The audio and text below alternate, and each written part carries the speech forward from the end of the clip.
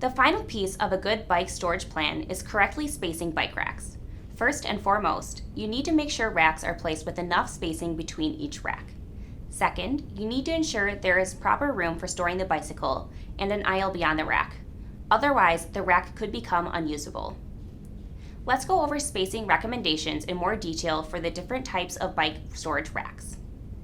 When laying out ground bike racks, start by setting the leg of the bike rack back from the wall a recommended 36 inches or minimally 24 inches. This provides enough room beyond the bike rack for the frame of the bicycle to rest against the bike rack.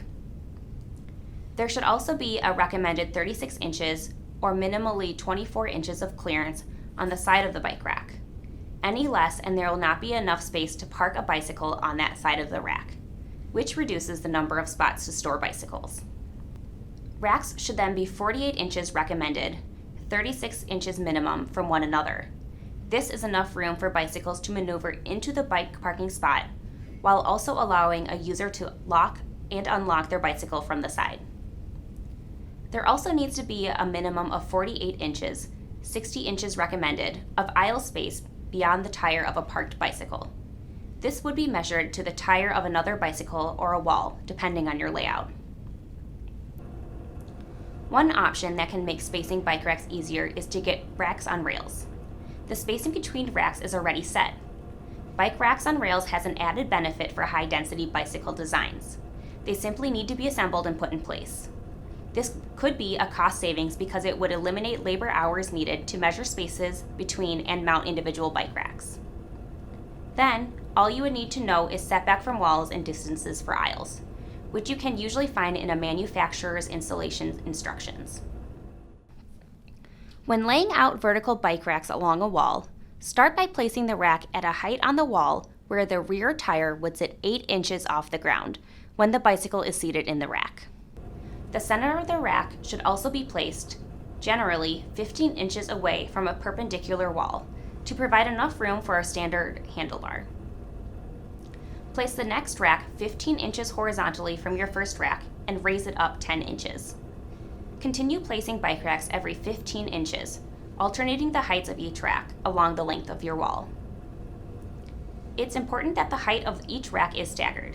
If the vertical bike racks are mounted at the same height, they will need to be spaced at least 24 inches apart. Otherwise, the handlebars of the bicycles will overlap and be in conflict, ultimately making every other spot unusable. For strut-mounted bike racks, follow the manufacturer's instructions. This will direct you as to the height the channels will need to be mounted to the walls. Once the racks are adhered to the channels, they will hold the bicycle at the correct height. With freestanding units, simply assemble per manufacturer's installation directions and the racks will be set at the designated height. After you have properly spaced your vertical bike racks, you will now need to account for space for an aisle behind the stored bicycle. A standard, full-sized bicycle from tire to seat is about 48 inches. You will then need a recommended 48 inches of aisle space beyond this that needs to remain clear. This aisle offers enough room to raise and lower bicycles onto the rack and maneuver them in and out of the bike storage area. In total, 96 inches from the wall is needed to effectively use a vertical bike rack.